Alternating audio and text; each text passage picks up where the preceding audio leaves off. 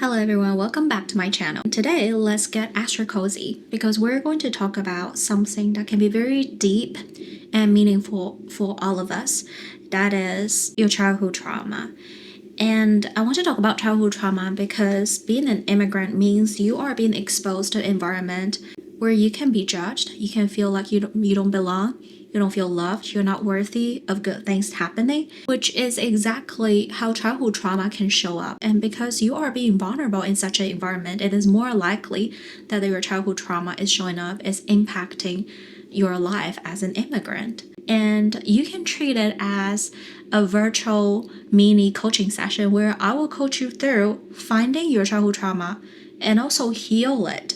I'll give you practical tips on what are the things you can do to heal your childhood trauma and then eventually, hopefully, thrive in this new country. So let's get started. First, I would like to clarify what is trauma before we dive deeper into what is everyone's childhood trauma. I really don't like the word trauma. In fact, I can't even think about a non-serious way to address trauma in Mandarin, in my native language, where trauma is so commonly talked about in the US, in Western culture. A lot of time when I hear the word trauma, I think of something that's very serious, very life-impacting, very traumatic, right? But trauma doesn't have to be life-threatening. It does not need to be that you go through physical abuse or where you feel like your safety is being threatened or severe childhood neglect.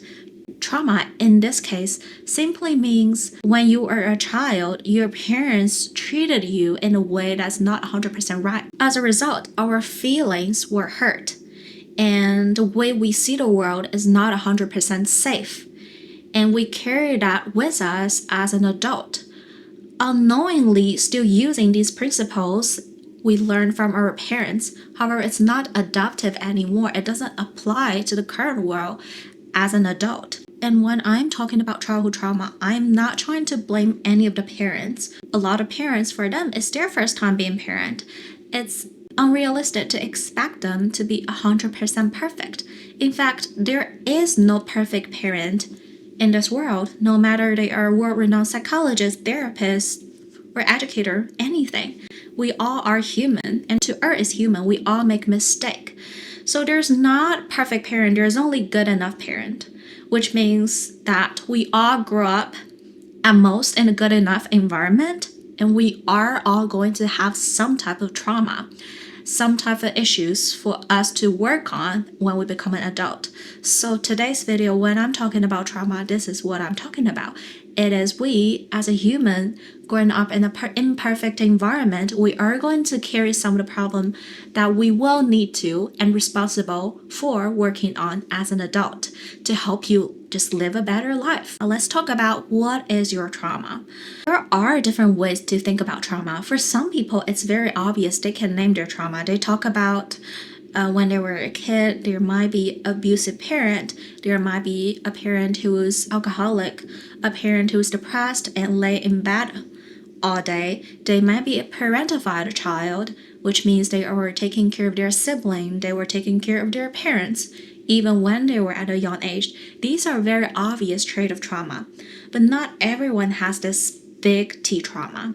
Most of us have what we call small T trauma, meaning when I think about it, I really wouldn't use the word trauma, but it's something that happened in my childhood experience where I didn't feel happy about. A very simple way to understand your trauma is to observe how you are speaking to yourself, your inner voice, your inner dialogue, especially in stressful situation or especially when you messed up something. For example, I learned that my trauma is that my dad was being very hard on me. He emphasized on, if you're going to do something, be the best. Otherwise, just don't do it at all. And even when I was a kid, I was doing really well academically. As long as I'm not a top, like I'm talking about top among 300 students or top among 1,000 students in a class, then he would start to talk about that I could be better, that his co-workers' kids are getting into a very famous university, they're studying abroad, they started their own business and all of that. And as a child, when I heard that, immediately my mind went to my dad thinks the other person is better than me. In an adult or psychological language, this core belief that I have during that time is I'm not worthy of love when I'm not good enough. It implies that my dad's love is very conditionally. Only if when I meet all his expectation of me would I be loved and accepted as his child. Now, it does not mean that's actually what he's thinking. And now as an adult, after talking to my dad, I understand that is not true.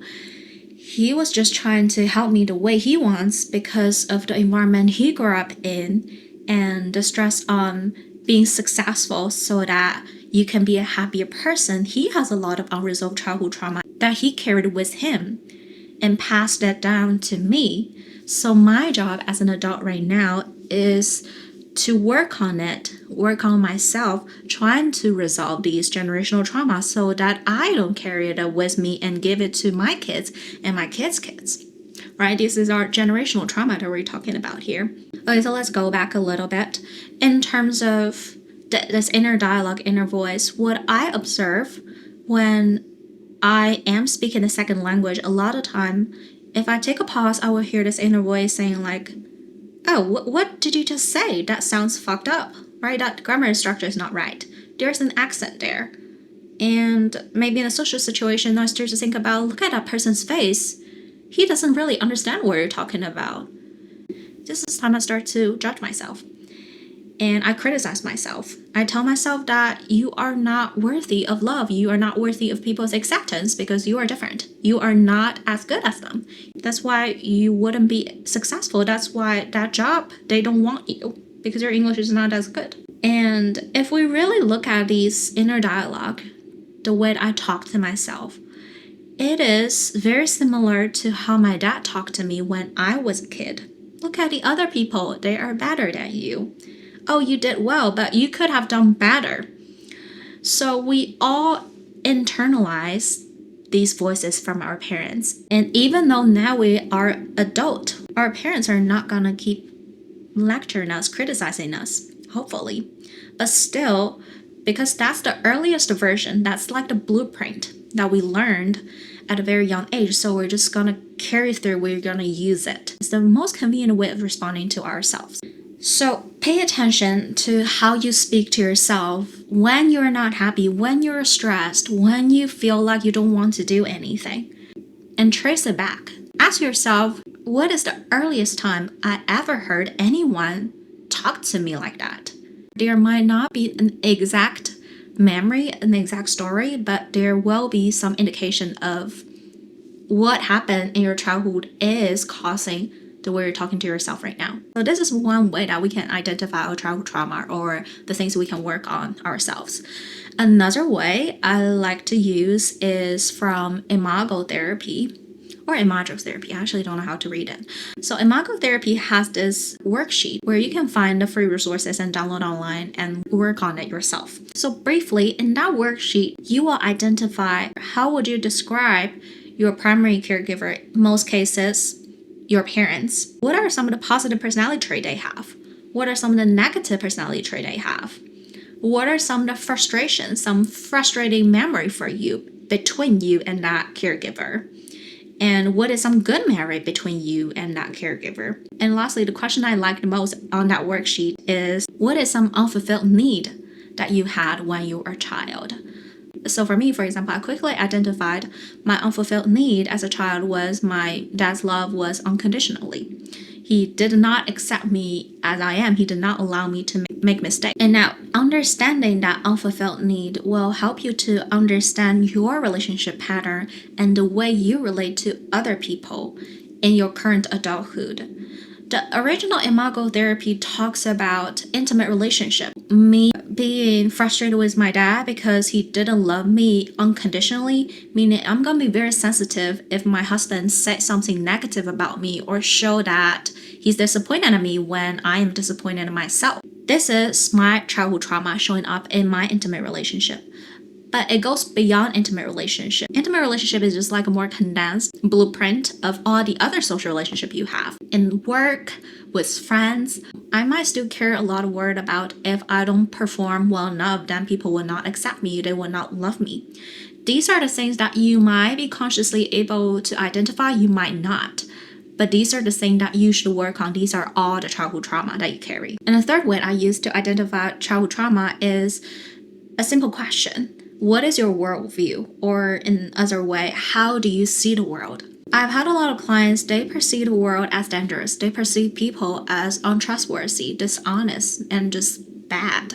Where do we form these worldview? Usually when we were really young, because of the experience we have, we unconsciously form this view of, okay, this is what the world is like.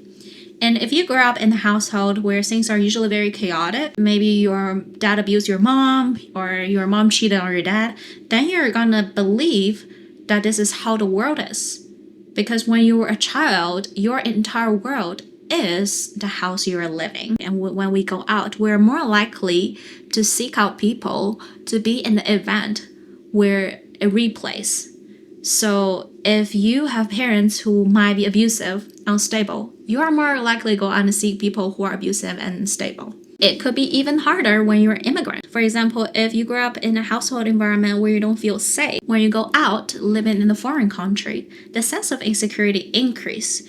You are even more likely to feel unsafe. And if you perceive the world as unsafe, as unfair, people as bad, it is going to be really hard to live a good life. We need to have some basic assumption about the goodness in human or the general sense of fairness in a society in order to live. And luckily, when you move out of your original country, when you're in a new environment, the way you view the world becomes very plastic. You can reshape it. You can think of it as, the clay that kids play. So your brain is very plastic, just like that. And when it gets out of the familiar environment, get into a new environment, it is a time that brain can feel very confused and stressed. But the good thing is, it also means that the brain is more adaptive right now. You can change the way you think about the world and you think about people. Now that hopefully you have some general idea of what your childhood trauma is, let's work on how do we heal our childhood trauma. So to work on childhood trauma, we don't necessarily have to go back to the deepest place in the past to process all of these, to reveal the scar, to feel the pain again. We can also start from the present life. Start from the thing, the difficulty, the problem that you want to work on right now. Let's start with some practical thing. So the practical problem for me for a long time was I cannot speak English confidently when I'm facing a native speaker. But I have a very language-oriented job. I need to sit there, talk to a client for hours every day. And once you identify that real-world practical problem, you're going to ask yourself this question. What does it mean to you as a person that you do not feel confident speaking to others, that you don't feel like others going to accept you? And what we're asking here is really about a core belief you have of yourself. Who do you think you are? How would you describe yourself emotionally? We're not talking about rationally. We all know that we deserve love rationally. Hopefully a lot of us know that. However, emotionally, a lot of us don't feel that way. So for me, my core belief about myself emotionally is that I don't belong. I'm not worthy of love. I am not good enough. And once we identify this negative core belief, then we ask ourselves, what would you like to believe instead? If a miracle happened, tomorrow when you wake up in the morning, all your problem is resolved. You no longer feel anxious speaking English anymore. You feel so confident in your skin. You feel so comfortable speaking English, no matter what kind of grammatic mistake or accent you have. And then, how would you believe yourself in that scenario? So this helps us to identify our goal. Our goal is to work through the negative core belief of I'm not worthy of love to the positive core belief of I am worthy of love and acceptance. I do belong. So now let's talk about what are steps you need to take to get there. The first thing we need to do is to build awareness. You need to be aware of your inner voice. Just like what I mentioned earlier, we internalize voices from our parents. You need to be able to identify these internalized voices. and pay special attention to them when you are having a big moment. For example, you're having a really bad day, you got a rejection letter. These are the moments the trauma response shows up. And the first step is very simple: catch it. Just to identify it. That's all you need to do. It's a very important first step. And it sounds very simple, but not a lot of people have the habit of doing that. If we let it slip, that's perfectly okay. That's normal. That's being human. But next time, try your best to catch it. It gets easier as you practice it more. And the second step, after you identify that maladaptive inner voice that don't serve you anymore, then you're going to rewrite that inner voice into a way that serves you. So this is what we talk about when we talk about reparenting ourselves. As an adult, if I can redesign my parent, how would I want my parent to talk to me when I messed up?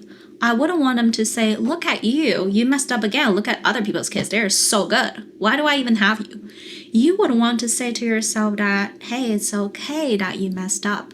Let's take a look at what are things we need to improve. And by the way, good job on trying. You tried hard. That's the way we want our parents to talk to us. Now, that doesn't always come easily. I've seen a lot of people just telling me I have such a hard time talking to myself in a nice way because I've never heard anyone talk to me in a nice way. In this case, I have a trick for you too. Let's invite my one and only stuffed animal in my room. So you can imagine yourself as a little stuffed animal that is really cute, or you can imagine a younger version of yourself. Maybe even find a picture of yourself. And then you are going to look at this stuffed animal and imagine this little cute stuffed animal is having a bad day, or she messed up something. What are you going to say to her? You're not going to say, fuck you, you messed up. You're not as good as you think you are. You're going to say, hey, it's okay. It's okay that you messed up. So you get the idea. These are the things that you need to be creative about. Okay, now you've identified the negative inner dialogue that you have with yourself, and you're able to change that negative dialogue into something that's more positively reinforcing. What do you do next? You keep doing it. It's that simple. Be aware of your thought, change it. And slowly you're going to see that you approach things, or the way you believe yourself, it will be different. And maybe every week or every few months, ask yourself, how true do my heart believe in a statement that I am actually worthy of love, that I actually feel accepted, whatever core belief that you identified in a previous step. And day by day, you will realize that you start to believe more deeply and truly about that positive statement, about that goals you set for yourself in a previous step. So these are all the work that you can do on your own. These are the inner work. However, we don't heal the trauma alone. We are human. Human is social animal. We live with family. We have friends. No matter how introverted you are, you need people to connect with. So our last step of trauma healing as an immigrant in a new place is always going back to the community, connect with the people, and do reality check with them. What I mean by reality check is you are going to have certain belief about your accent, about how people see you. And you can go back to ask people that you trust. I'm talking about people you trust, not any stranger on the street, but your family member, your friends. Ask them about, how do you see me? Do you mind that I speak English with an accent? Do you mind when I'm messing up the grammar, that I don't know the word? And chances are they're gonna say, no, I don't mind that at all. I talked to my husband about it. My English 3 years ago when we first met is definitely not as good as my English right now. And he even told me that he couldn't understand 50% of the thing that I said, but he loved me anyway. It's not because of the language, it's not because of the accent, the grammar structure. That doesn't matter. It's because of who you are. And same with your friend. I have a lot of American friends. We joke about each other's language. I slowly picked up a lot of slang culture term. For example, one thing from my friend Caitlin, I learned the word shits and giggles. So now every time when she starts saying something, I'll complete the rest of the sentence. And that's a moment of joy for me. It makes me feel like I'm a kid learning a language and discover something new and interesting every day. It really opens my eye to how accepting people can be And how interesting it is that we are all different, but we share so much similarity at the same time. So when you're working on your childhood trauma, remember, you need to go out, you need to connect to other people. And through other people's response is a very good chance for you to work on your childhood trauma. Working on your childhood trauma does not mean you're going to keep your peace all the time, that you are going to close the door, stay at home alone, and just think and just process. That can be part of it. The bigger part of it is that you need to go out. You need to readjust your worldview by exposing yourself to more people. And you can even select these people. The people you pick in your world are going to be serving the worldview that you choose. So if I believe people are good, people are kind, I'm going to pick a group of friends who are kind and good to me. And no matter where you go around the world, or even when you're traveling in between a city where you're staying in the same country, you will always be able to have the opportunity to build your small world and to keep this worldview of whatever you want to believe. People are kind, I'm loved. So to conclude, I believe being an immigrant is a perfect opportunity for all of us to understand our childhood trauma and to work on it. And I also believe that every single person on earth should work on their trauma in order to become a better person. Just because, like what I said, no parents are perfect. So we're all going to carry some kind of trauma with us.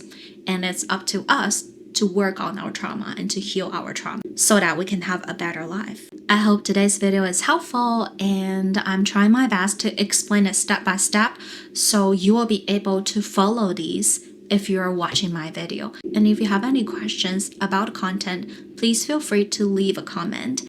I will read every one of them. And if you're not already a subscriber, please don't forget to like and subscribe so that you don't miss out future content. And I will see you in the next video. Bye.